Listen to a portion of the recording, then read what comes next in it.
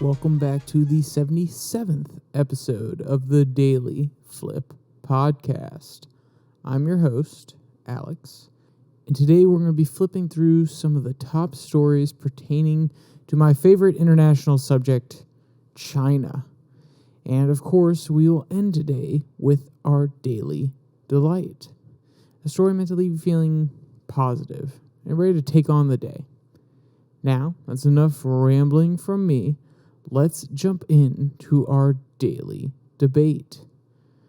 So, obviously, the U.S. has been dealing with a lot of different foreign adversaries, foreign conflicts, whether it be in Ukraine, whether it be rising tensions with China, or the falling apart of the Iran deal, or even Saudi Arabia being a little bit more controversial and adversarial than normal.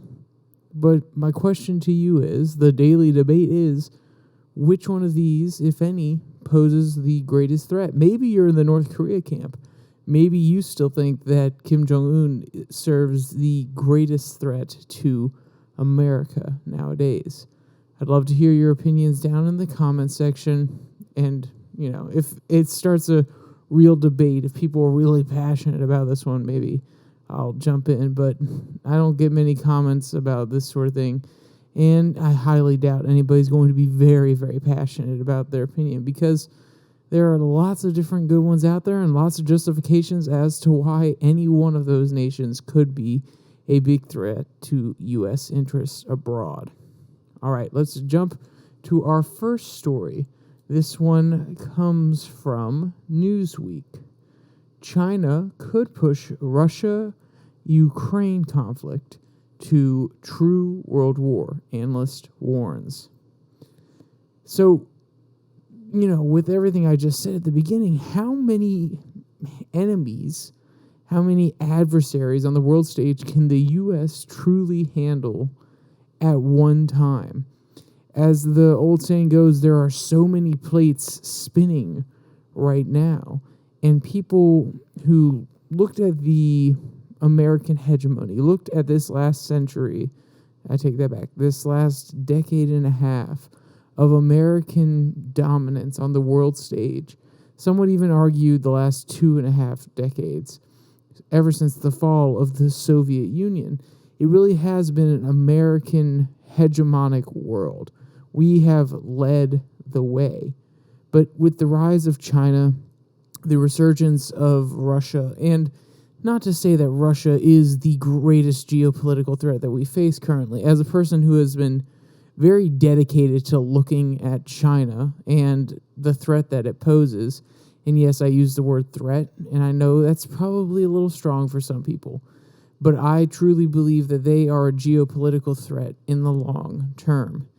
But with Russia resurging and Vladimir Putin being very aggressive, some have turned to their old foreign policy. I mean, Obama did say to Mitt Romney back in the 2012, the debates, the 1980s called and they want their foreign policy back. And he dropped the mic because Mitt Romney seemed to be obsessed with Russia. Yet, we have seen Russia come back onto the world stage as a key player.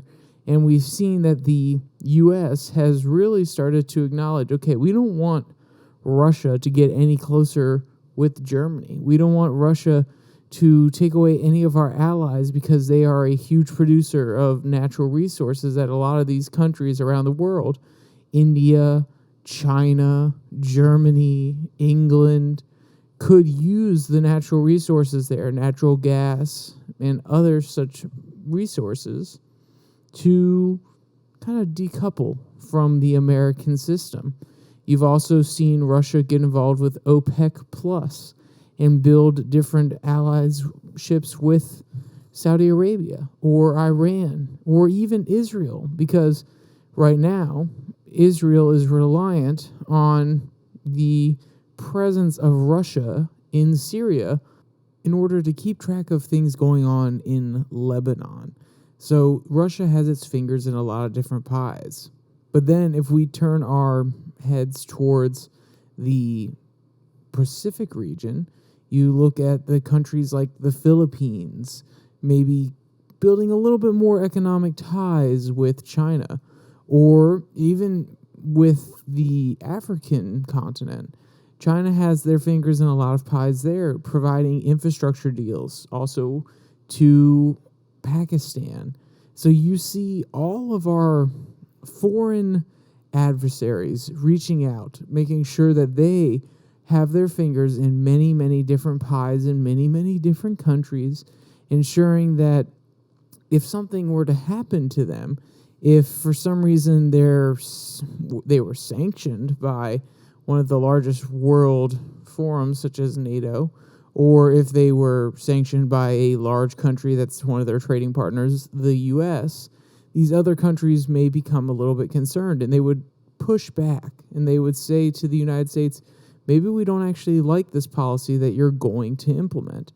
So what I'm trying to really get at here is the hegemonic period where America is on top is not necessarily crumbling, but there are definitely cracks showing.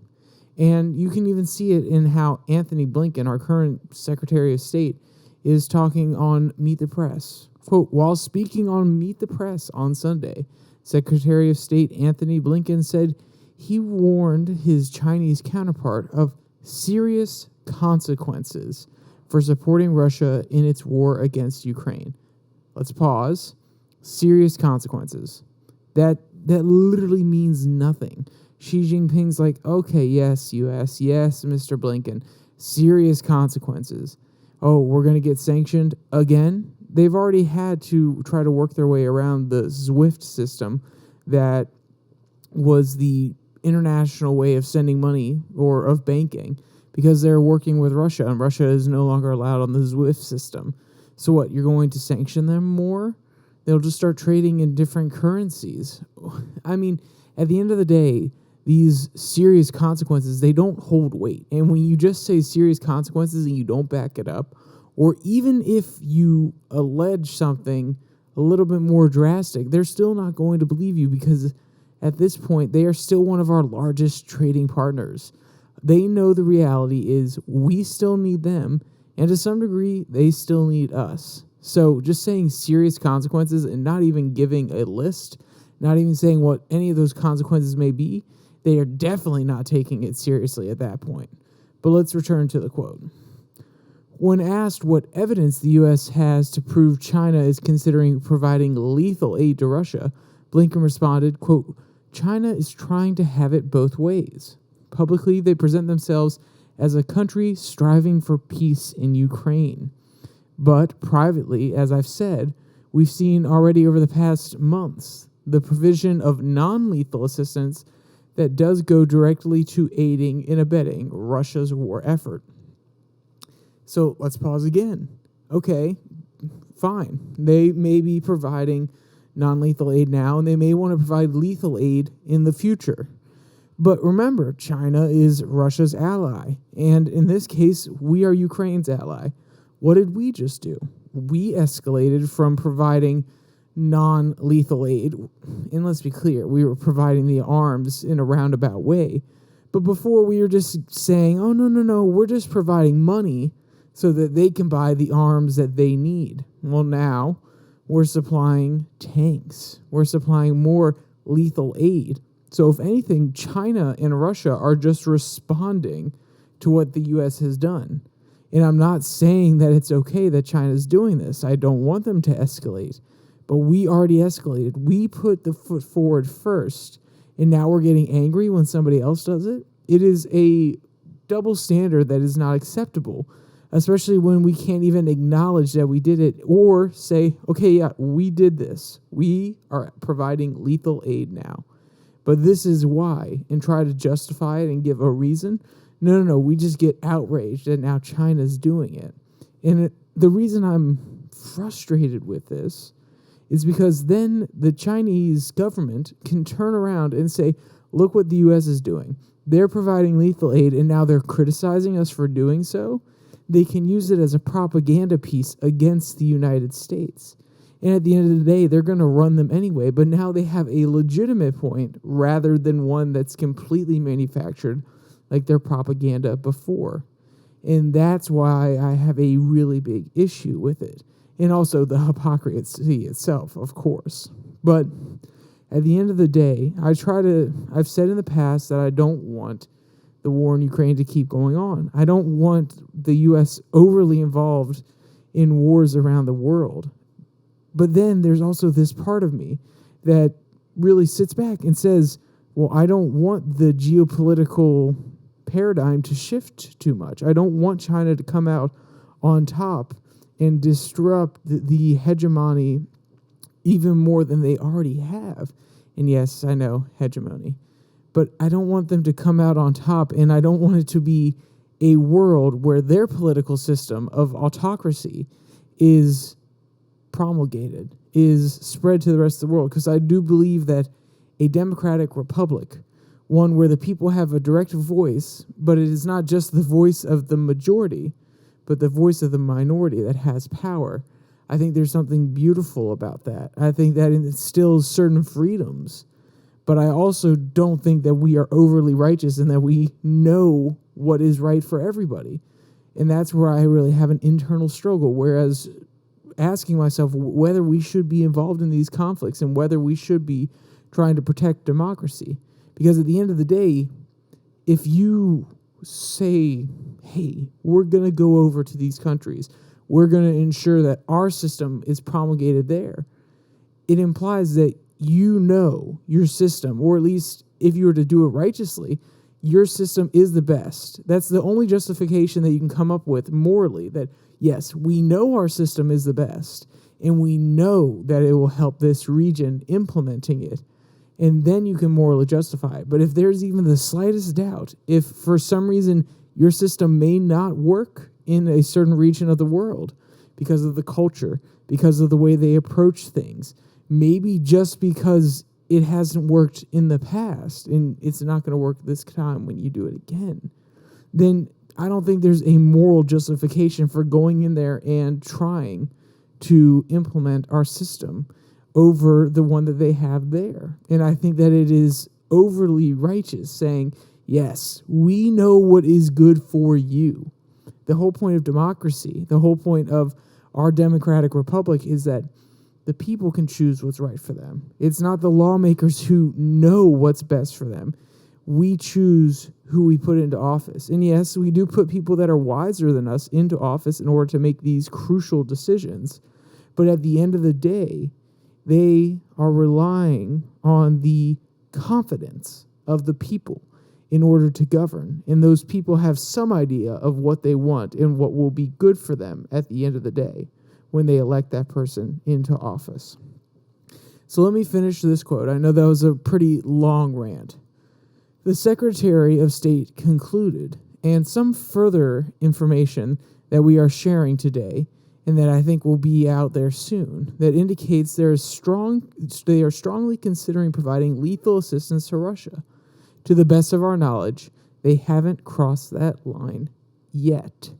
And end quote. And what I find here is it's fear-mongering with just a little pinch of downplaying. Is that what anybody else really feels? He's trying to say they haven't crossed that line yet. So he's not accusing them, but he's also saying, oh, they very well could, and we need to be vigilant. We need to be ever aware of what's going on with China. And if they do cross that line, we may have to step in. There's that line in the sand, and no, China, don't cross it. If you do, there will be serious consequences. It's very interesting, and I think, honestly, this was a very calculated statement on the behalf of Blinken. Then again, he's on Meet the Press, and whenever they're in the media, any official from the United States, of course, it's very well calculated. But that seems like a very specific statement in my mind. But, maybe I'm reading too far into it. Maybe I'm just a little bit paranoid. I think that Blinken is not actually saying anything of consequence here. He's basically wagging his finger at China saying, don't you do it. There will be consequences. And we haven't backed it up before. So what makes them believe that we're going to back it up now. This article also has a few other quotes that I want to bring up. One of them is, quote, China is able to further expand their strategic reach in many areas beyond their border while continuing to address their own domestic challenges. He added, China continues to see their competitors, both the U.S. and Russia, distracted while they work towards accomplishing their national objectives. Similarly, retired Lieutenant General Ben Hodges and former U.S. Army Europe commander told Newsweek on Sunday, it's increasingly clear that China is actively supporting Russia with aid, though attempting to do so just below the threshold for sanctions. The Chinese are calculating their actions based on their read of our willingness to stick together and help Ukraine defeat Russia. If we can't or won't do that, then the CCP leadership is not going to be impressed with anything we say about Taiwan or the South China Sea, end quote. And remember what I said a minute ago about ensuring that at the end of the day, I do want democracy to be the leading force in the world. Well, Taiwan is one of the only free democracies in Asia.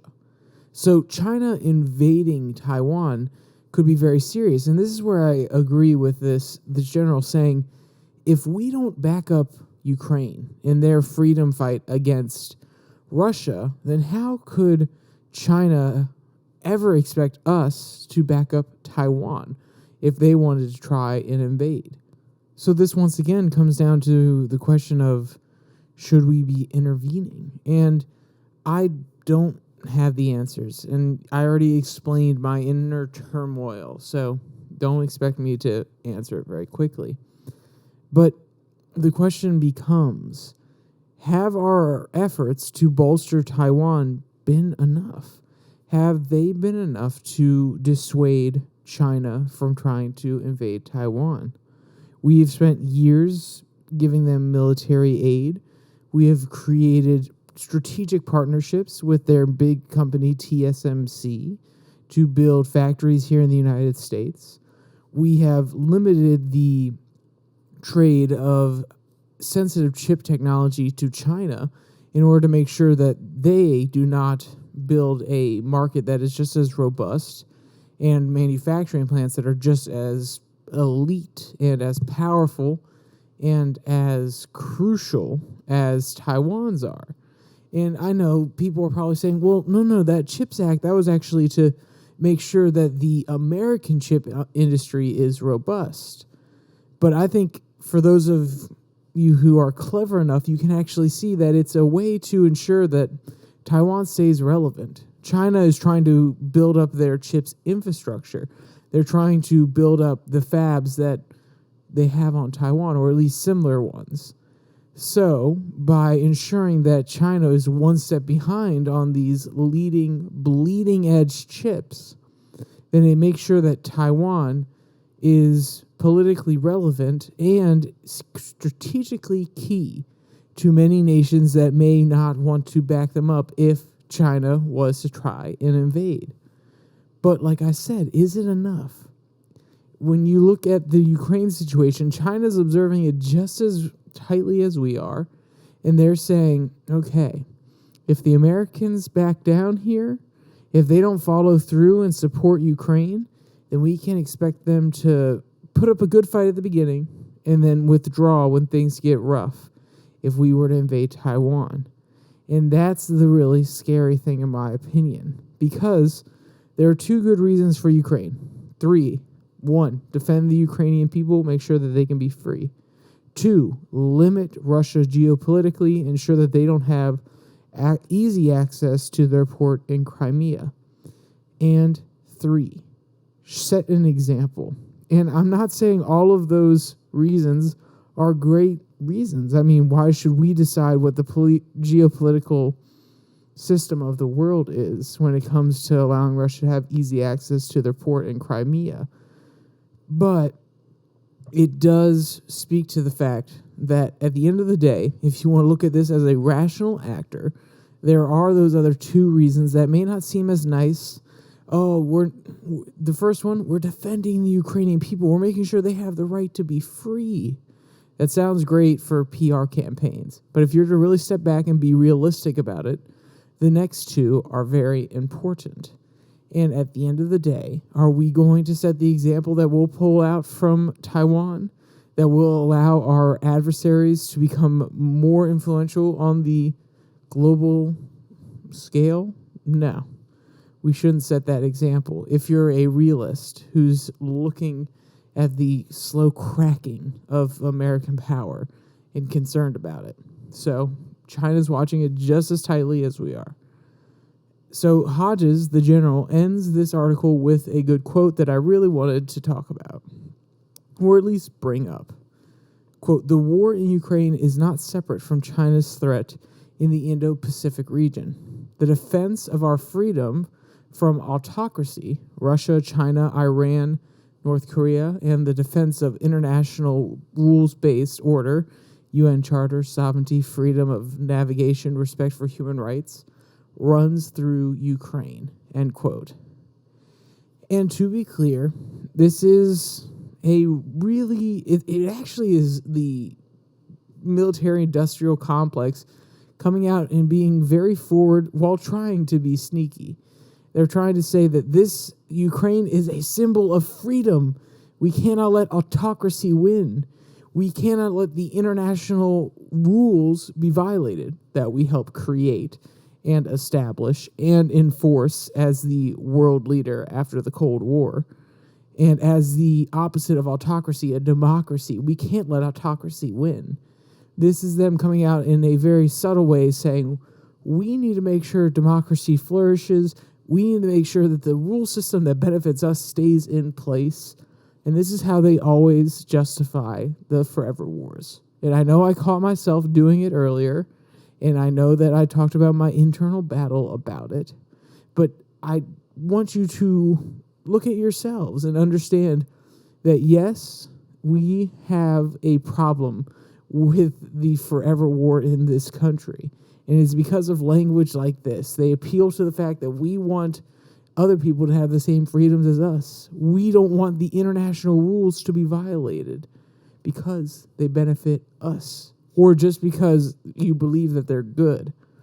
But that's how we justify the forever wars. So you just have to catch yourself doing it, and also make sure that you call it out when you see it in these kind of articles, or at least make a mental note to yourself.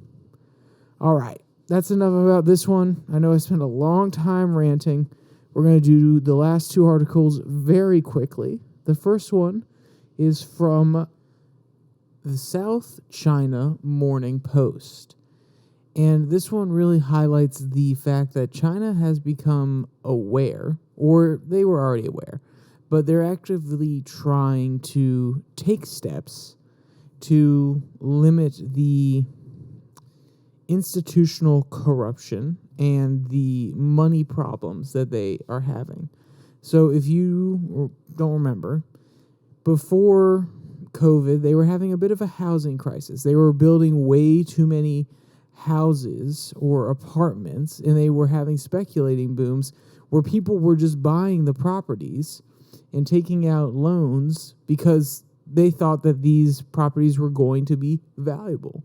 And then these large companies that were building all these buildings, they were saying, oh, we have all these units rented out, and that will pay for the next building. And eventually they started taking out loans on the fact that they're going to have people rent the buildings just like they had in the past. So they started speculating and basically guessing as to how much money they would make on the building before they even started, and taking out loans before they even started building the next one to pay off the last one with the money from the new one. I know, right? It sounds really confusing. Basically, they were speculating on their own building and the success of their buildings, even though they hadn't fully built them yet.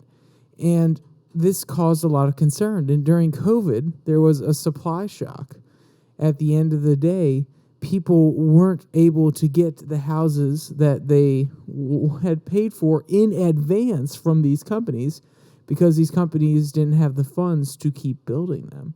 So this caused a bit of a crisis, and the Chinese government had to step in and make sure that things didn't fall flat on their face, so that all the stocks in China went downhill. So this is causing a re-examination of the banking system in China. Quote, China's banking regulator plans to introduce differentiated risk weights to better reflect assets banks' risk exposure to prevent risks in the nation's financial system. By setting risk weights, banks' capital adequacy ratios can be more accurately reflective of their overall risk levels and capacity for continuing sustainable operations.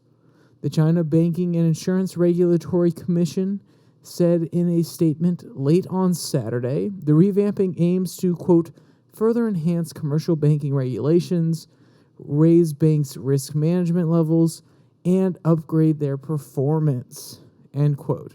So this is really Chinese government stepping in and saying, no, you can't keep making these really risky loans. You can't keep going to these companies and giving them money before they have even built these buildings, or even before this company has actually sold this new product. This is a way of ensuring that the banks are not overly speculative in the loaning of money. And also, it gives the Chinese government a tool to say, oh, this bank is being really risky with their funds. Maybe we should put some restrictions on them of some kind. And with this new system comes three different, different labels, basically. You have the first one, which is the International Regulations Group, which have to file a 70-page assessment form in order to evaluate their risk. Then you have one that is probably like the mid-tier, which is a more local or regional bank that only has to fill out an 8-page form, or a citywide bank that only has to fill out a 2-page form. So they're trying to make it easy for small businesses, smaller banks, to loan out money and look at the risk that they're taking on, and trying to make it a little bit harder for the international banks so that they don't get as much scrutiny on the international stage. So China looks like a responsible actor. That's what I took away from this article. And it's just something that you should keep in mind if you're investing in stocks, because a lot of the stock market, a lot of the big management funds are tied up in China. So, though I don't necessarily think that we should be tied up in China, the reality is we are. And you need to make sure at the end of the day that you're at least keeping up with news like this, because it's important, especially as a international citizen, considering the way that we are nowadays. It can never really hurt to know what's going on around the world. And our last article is a very, very quick one. This one comes from Seeking Alpha. Lithium stocks plunge as China's CATL offers EV battery discounts in China. So CATL is one of the largest lithium producers, or I guess technically refiners in China, and they're actually offering their batteries at a very, very cheap rate to a lot of their Chinese companies. And it actually caused the lithium stocks all across the market to fall sharply on Friday. So we had Sigma Lithium down 2.8, Levent down 9.9, NASDAQ PLL, which is a fund, was down 12.2. Lithium Americas was down 6.7. So it's one of those things that it's kind of scary, because why are they constantly, or why, one, are they giving a discount to the companies in China using their batteries? Or is this an anti-free trade measure? Are they just doing it for companies in China?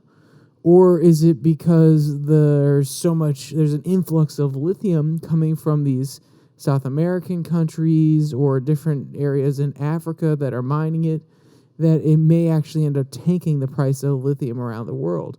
And I mean, considering how much we actually use lithium nowadays for our lithium-ion batteries, it doesn't sound like a bad thing in the first place. It doesn't sound like a bad thing on the surface. But when you take a deeper look, a lot of different economies are built on this.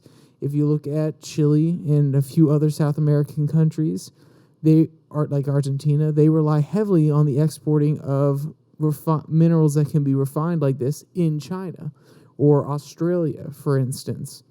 So a plunge in the lithium price, whether that is caused intentionally by China or just as a factor or just as the effect of an influx of lithium coming into the market, that can end up hurting big economies that not only are we dependent on here in America, because they also supply other important minerals that we refine here, and also that China relies on, because they are also one of the world's largest refiners for cobalt, nickel, so on and so forth.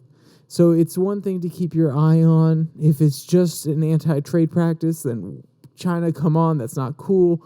Why are you just giving the discount to your Chinese companies when it comes to these lithium battery prices?